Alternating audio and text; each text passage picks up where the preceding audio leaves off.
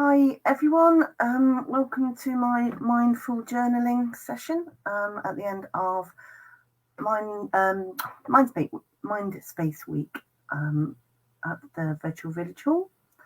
I've got a couple of activities for you today. Been some cracking activities this week, and I'm hopeful that the prompts that I give you will build on things that you've already had a go at this week. So as you will probably already know if you've been watching any of the workshops, mindfulness is the state of achieving focus and an awareness on the present moment, acknowledging and accepting your feelings, thoughts and bodily sensations without judgment. And it's within the same discipline as meditation. Now, meditation has been scientifically proven to boost your immune system, lower blood pressure, relieve depression, increase productivity and promote creative thinking. And there are lots of overlaps with writing. Again, there's been American psychologist Dr. James Pennebaker and his colleagues in Austin, Texas, have done lots of work with people, particularly people who have experienced trauma and who have done regular short bursts of writing. And they found that those participants have the same health benefits. It's documented that they end up having long-term improved health.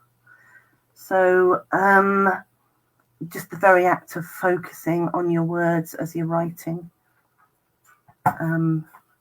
promotes mindfulness. They go hand in hand together. Before we begin, I'm going to encourage you to say hi to me. Tell me where you're listening in from. If you've got any comments as you write that you want to drop into the comment box, that would be great. To know who's out there and who's listening. It can be a little bit lonely sometimes just talking to the camera. It's great to know if someone's out there. So, Tess, hello Tess. Nice to have you along. I hope you enjoy the session and that you get something useful from it. Okay. Yeah. Writing workshops on Zoom. We'll see how it goes. Hello, Tess. Tess from Ipswich is joining us, and we've got Joan from North Lincolnshire. Hello, Sarah Pearson. Jules from Cloudy Blackpool. And Sue Owen from Wiltshire. Thank you for joining me. Okay. I've got quite a lot to get through, and once again I've overplanned. I'll put all these prompts up on my website this evening after, so any that I don't manage to get to today, you feel free to download them and have a go at them. If you haven't got time to do them now, or you just want to listen to the prompts and maybe watch the recording and do them at your leisure, feel free. It might be quite nice to do them outside. Some of the activities are particularly applicable to outside. I'm going to try and do them as an inside thing, and we'll see how we go. Hello, Fiona from Reading and Christina from Beckenham. Okay, so my first thing. So recognise that writing is good for you. It's been documented. As I say, that the guy in America found out by accident when he was using a writing activity to study something else. Shakespeare, as long ago as Shakespeare was saying, give your sorrow words. The grief that does not speak whispers to the o'erfraught heart and bids it break. So if you don't write it out of you, if you don't get the words out of you, you risk breaking your heart. Ted Hughes in the 60s said that writing is trying to take fuller possession of the reality of your life, to attack it and get it under control. It's a bit of an aggressive stance on writing, but I can understand where he's coming from. Poet Blake Morrison said the process of articulating truths can be restorative, healing, even life-saving. And he was talking again about painful truths. Today we're trying not to focus on the painful, but I'll come to that in a minute. So, hello Anna Marie from Yorkshire. So, a very well-respected memoirist, she's written a book and the name of which has just gone out of my head. Natalie Goldberg, Writing Down the Bones, her book is, and her book is about how to tackle writing your life story and bits of it that may be difficult. She says, the desire to understand ourselves in the heat of living. Writing is the desire to understand ourselves in the heat of living while life is fresh. In the centre of our speed, in the chord of our forward movement, we are often confused and lonely. Writing is the act of reaching across the abyss of isolation to share and reflect. And I know from members of my writing group that some people will find the idea that writing, the act of writing, is restorative and a useful process. Might find that quite difficult. I know some people find writing a painful thing in itself, particularly if we've had bad experiences at school because of our writing. But give it a go. Don't worry about what it should look like. The very act of it being mindful is, I want you to concentrate on yourself and the things around you, and not on whether your sentences are neat or your spelling's correct or you're doing it properly. Just the idea is to have the thoughts, have the experiences, channel them through you and let them come out of your pen however they come out. No one's going to be checking on it unless you want to share any. Hello, Christine. I'm glad you didn't miss it. It's nice to see you. So yeah, feel free to share little snippets in the comments as you go along if you want to.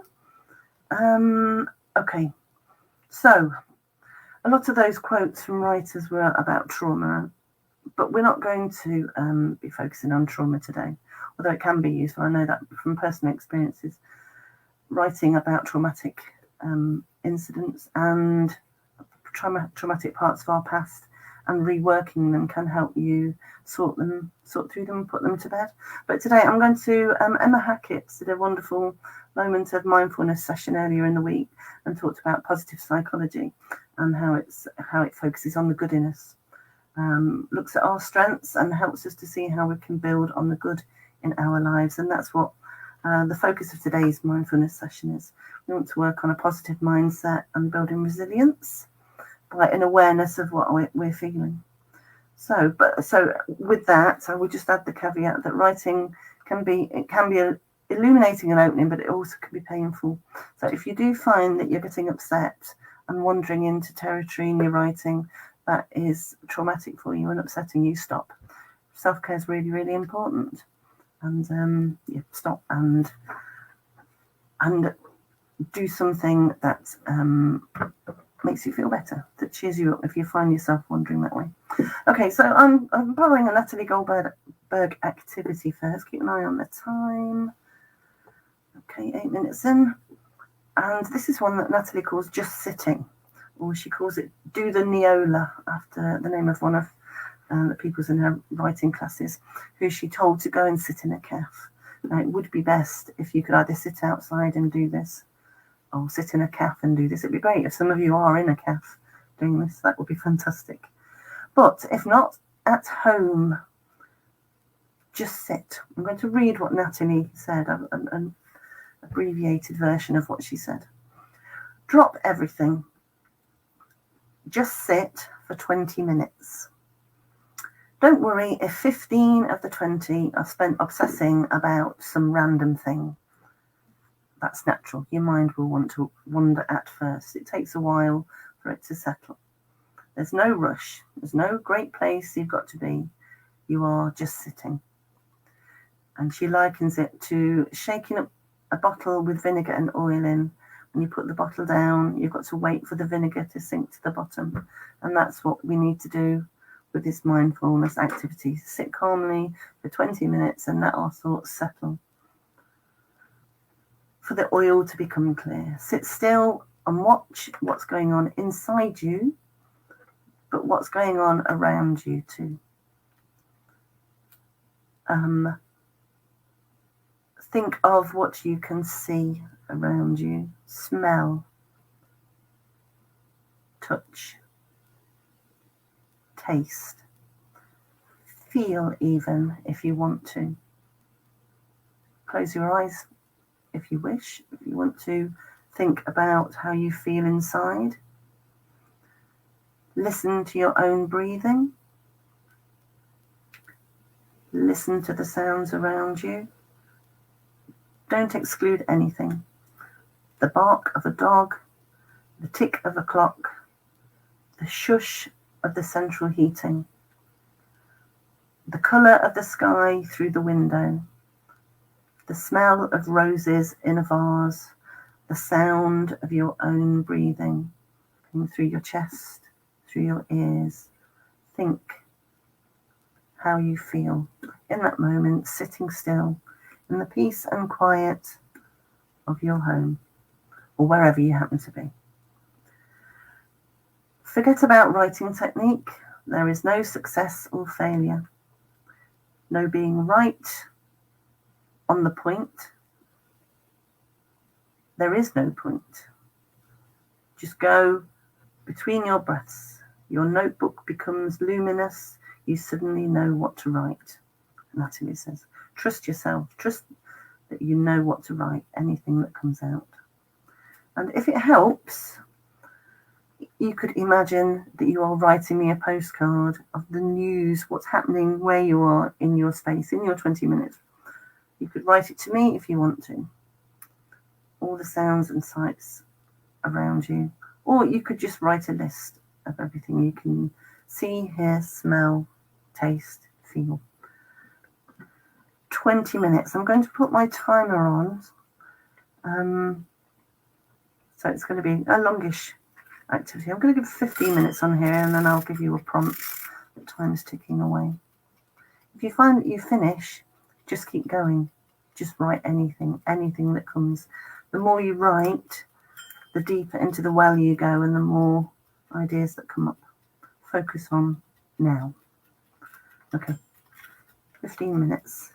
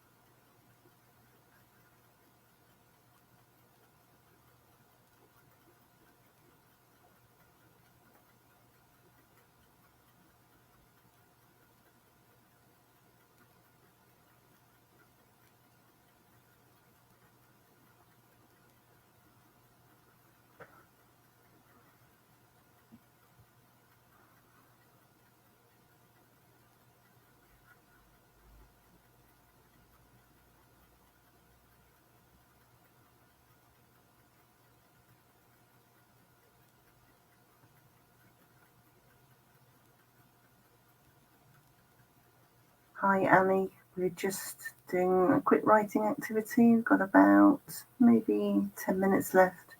Sitting still where we are and writing about what we can see, hear and feel around us, and looking inside ourselves as to how we feel.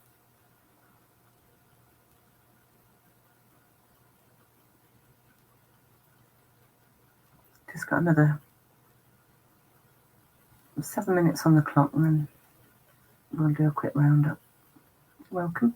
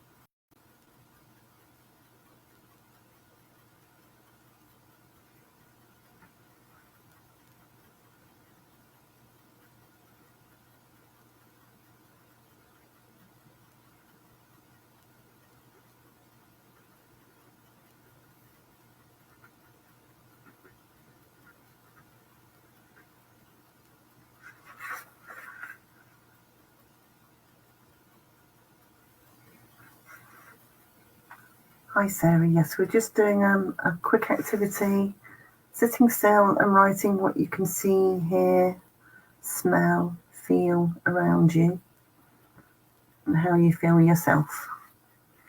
Just a few more minutes.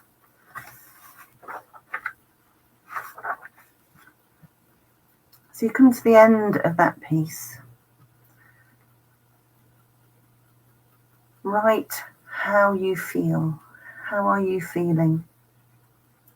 So you could begin it with I feel. I feel.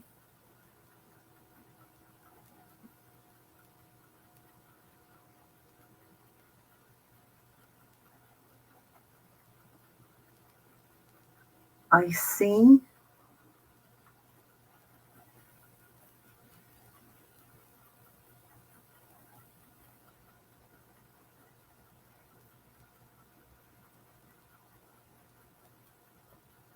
I smell.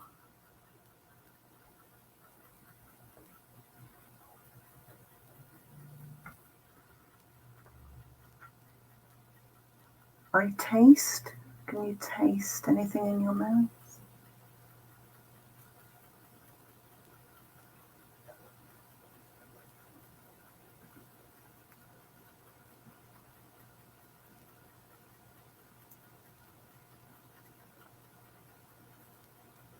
I hear.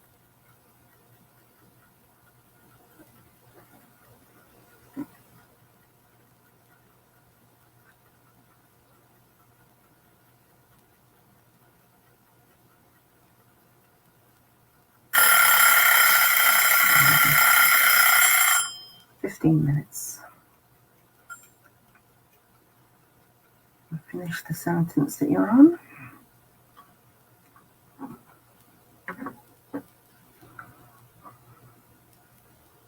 Okay, I hope you found that useful. So, as Natalie Goldberg said to Neola in her writing group, a cafe would be an excellent place to do that, to be listening to the sounds around you. But homework's okay too. I'll have a quick rundown mine. The beauty about this kind of writing is you're not writing it with the aim to do anything with it. You don't need to turn it into a story or a poem, although you could if you wanted to. It's entirely up to you. But it's really just a play and throwaway activity to encourage you to concentrate on the moment. So I've got the hum of the computer, the tick, tick, tick of the egg timer beside me, ticking down the seconds, the greyness of the day peeping through the blinds here. And I could see the tall overlong grasses tapping the window pane in a stiff breeze on the outside as if they want to come in. A reminder that the garden needs weeding, so the feeling then was shame that I don't weed the garden. The two yellow glow of the bulbs in the glass lampshades, a band of pain tight across the back of my head, a face mask shape against my scalp and my hairband pinching. Shadows beneath the picture frames above me. I breathe a deep breath, stretch my shoulders, my ears pop like popping candy on the tongue. And I carried on like that. If you want to choose a sentence or two from yours and type it in the comments, that would be lovely. It'd be lovely to see them. As I say, it can be a bit lonely talking to the camera and not knowing if anyone's listening. So it's great to see you signing in today. Thank you. Okay, so that was Natalie Goldberg and her mindfulness activities. When I was putting this together, I do a particular kind of journaling myself, which hopefully, if we get time, I will get to and explain to you. But if not, the notes will be on my website this evening. But I asked friends on Facebook what their thoughts were on mindfulness journaling. And Jane Thomas, who's a Pilates teacher, said, Alison, I journal every day for my mindset. Journaling for me is based around living in this moment now, the present state, rather than the past or the future, where anxiety and worry can set in. She also uses it to be reflective about negative thoughts and feelings and behaviour, and also physical symptoms that she has. So she can become aware of patterns of thought and the effects that they have on her mindset that she might have got stuck in. For me, it's about personal acceptance and self-awareness and recognising that we have a choice. And then, thank you for that, Jane. And then my writer friend Beverly Ward, who's a writer in the Sheffield area, any of you up in Yorkshire, look her up. She's got a writing workshop. There's lots of fun writing things, including mindfulness writing. Pop along and join in some of her sessions in Sheffield. Alison, essentially mindfulness is paying attention and staying in the moment. So the best way to do that is to use the 5 senses and describe what's around you, which we've just had a go at doing, and what's happening in the moment. Bringing your mind back to your teacup, the sound of the rain, taking time to notice the little things. So every time your mind wanders, keep bringing it back to concentrate just on the small, the now, here and now within you and around you. The challenge for writers is not to then leap off onto a different time and place. And I agree that is quite hard. Okay, let's quick see what we have in the comments. Hi, Fiona. A tree moving in the breeze. Guinea pigs squeaking. Beautiful. Joan, my cat's purring noisily on my knee. Squirrel burying conkers in the grass. Wonderful. Christine Ryan, a small cough comes and momentarily disturbs me. Wonderful. Tess says, Joan, my cat's snoring. Oh, sorry, cat. One cat. Joan, my cat's snoring, stretched on my knee. That's lovely. Must be very calming. I wonder, does your breathing slow down to match the cat's? I've heard that happens sometimes. And Irene, I don't know if I said hello to you, Irene. Hello, Irene. Thank you for joining us. Right, so Beverly, what are we on? We've had half an hour already. Beverly suggested an activity that would involve holding an object and feeling it and smelling it and asking yourself questions about it. I'm going to try that. This is where the difficulty, I don't know whether you will have an object near to you, but if I assume that you can find something. Natural objects are fantastic. So I've grabbed a conker that I picked up in town yesterday. As I was walking through a car park, I bent down and picked up a conker to rescue it from being smashed on the road. I've got some shells here also that I picked up on holiday in the summer. And for lack of something natural objects are brilliant, as I say. I found a pear and an apple that I could hold. I also thought I could use my plant, actually, feeling the plant. It was very, very interesting. So I'm going to assume, I'll make this a quick activity in case you don't have anything. Let me give it 7 minutes on this one. See how we go with that. I'm going to hold an object and give you some questions. So hold the object. You can close your eyes if you want to. Right. I'll watch the clock. I won't do the ticker this time. So hold your object in your hand. Close your eyes if you wish. And just feel it for a few minutes. Run your hands over it. What does it feel like? Think of words to describe. All those words we used to use at school in science. Smooth. Rough. Is it hard or soft? Does it resist your touch? This apple's got skin on it, so I can feel the skin moving as I rub it. Smell it. Does it have a smell?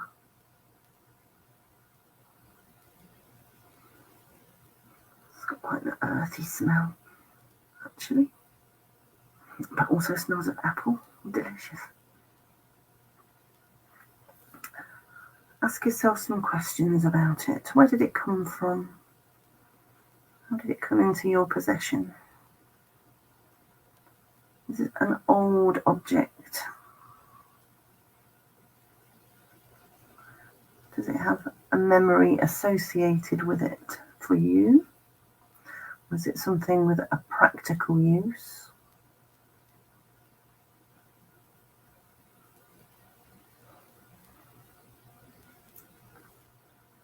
Could it be a metaphor for something in your life? So apples are linked to the story of Adam and Eve. New life, their flesh is eaten away and the seeds in the centre become new life, new growth next year. The apple is the product at the end of a tree's year, the dying of the leaves before winter.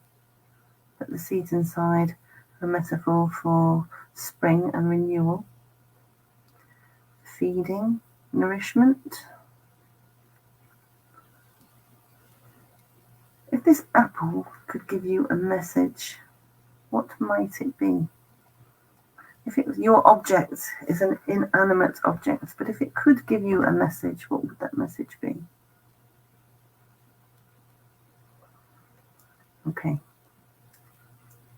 You could, whatever object you happen to have handy, or maybe hopefully you've managed to grab something, even if it's not a natural object, a pen. Your pen, use your pen. Okay? And then one last question. If you could gift this object to somebody, who would you gift it to and why?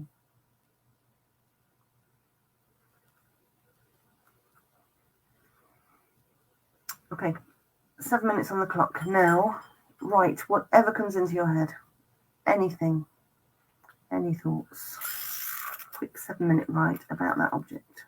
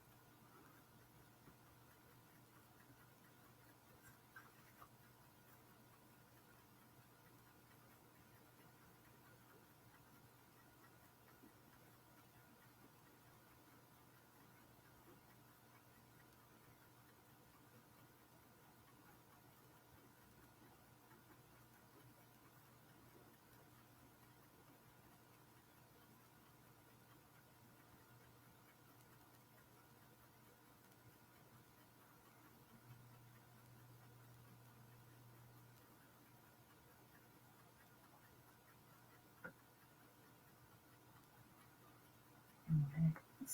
Time's almost up. I want to finish the piece that you're on.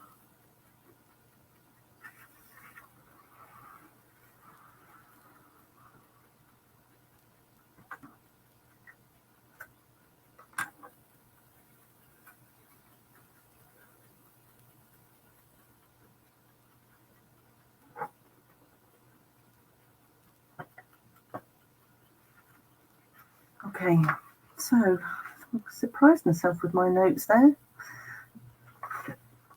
It's going to buzz in a minute. I hope you managed to get some bits down about an object around you. So,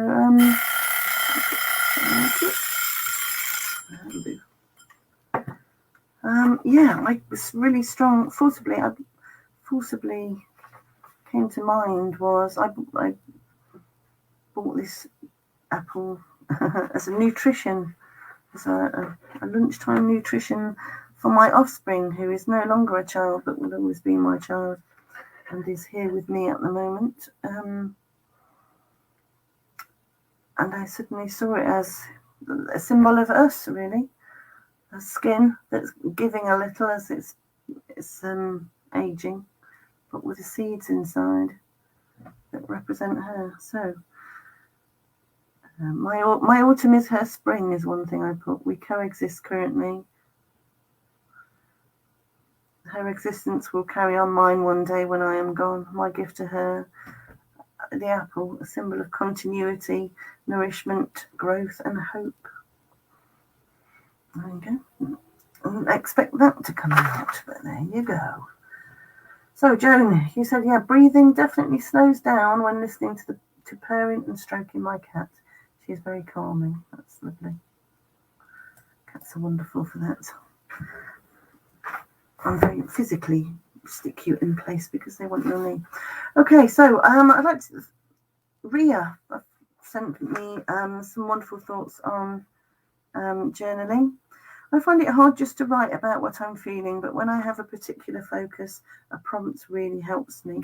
She sent me some really useful prompts, with lots of positive prompts. Reasons to be hopeful that I could be more mindful of, I particularly liked. Some positive things about myself I could be more mindful of. And then there was one that my daughter and I do a similar thing. We both did a similar thing. What are some of the things I could do to help recharge my batteries when I'm feeling worn out or low? My daughter and I came across a video by somebody who does ADHD videos and suggested making a menu of activities that boost your mental energy and your happiness levels, and having that ready, quick things, so that when you do feel low, you quickly go and look at the list and find something that will boost you to curb that feeling. So thank you for those, Ria. I've got only about 10-12 minutes left, so I need to speed on though. I won't get to talk about that one. What I'm going to do is very quick activity then. So I don't know if you know of Brené Brown. Brené Brown is an American research professor in the University of Houston, Texas. Lots of psychologists from Texas I'm mentioning today. And she spent decades studying the topics of courage, vulnerability, shame, and empathy. Basically, what helps people successful practices that people who manage the difficulties of life that we all face, the things that they do to help them. And she's got several books out, one of which is called Daring Greatly. All her books are fab, and reading Brené Brown has changed my life and the way that I think and act as a human being. She said, very quickly, she's talking about the tendency to forebode joy. That's where you, I'll just tell you. A man in his early 60s told me, she said, I used to think the best way to go through life was to expect the worst. That way, if it happened, you were prepared, and if it didn't happen, you were pleasantly surprised. And then he went on to tell her that he regretted having done that because he lost his wife in a car accident, and realizing and realised that expecting the worst didn't prepare him for that worst, for that eventuality, and it actually stopped him enjoying the time that he had with her. He wished he could go back and just simply enjoy the moment of being with his wife, because he felt he wasted that time. Bunny Brown says, we rehearse tragedy. We don't want to be caught off guard, so we literally practice being devastated or never move from disappointment.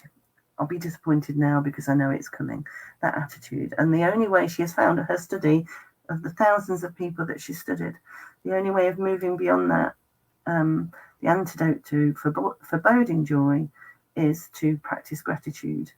And so I thought we'd do a quick, we have 11 minutes left, quick 7-minute practicing gratitude, and just a list, focusing on the positive. Begin a list of as many things as you can think of that you are grateful for. I am grateful for. Keep going and going and going until your ideas run out. And then just think of something else.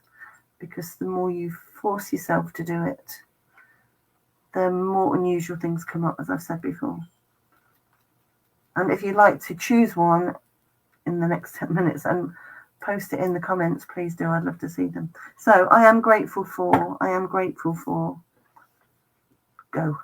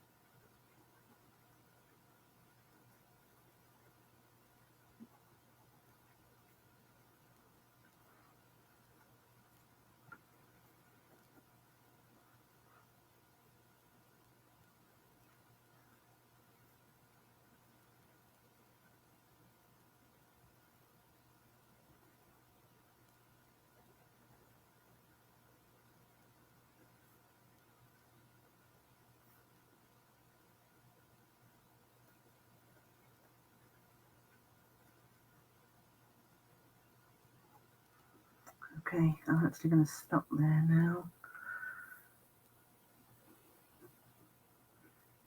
I could go on writing my own, focusing on the positive, but I'll give you a few quick ones. I'm grateful for their pen and paper, the time to write today.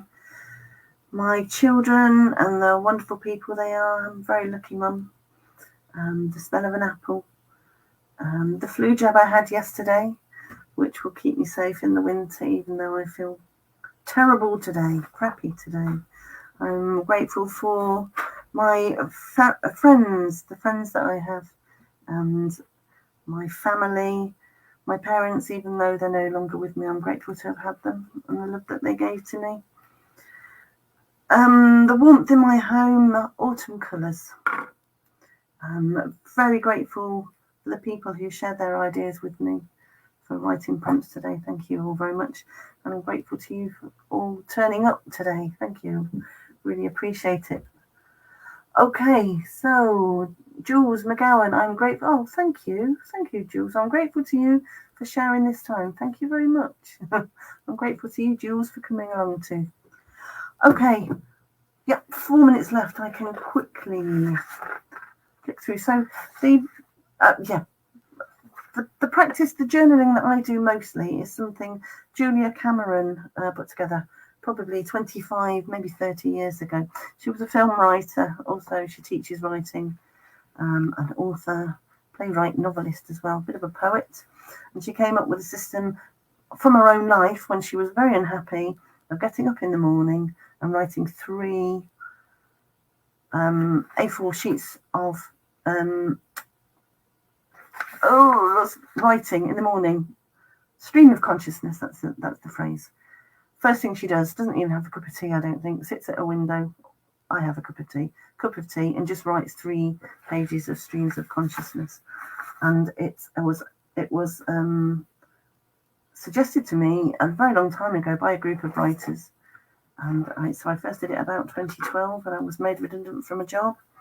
And at first I never knew what to write, but I would sit there. Even if you begin writing, I have absolutely no idea what to write. You don't know what to write, you just still keep writing and writing and writing.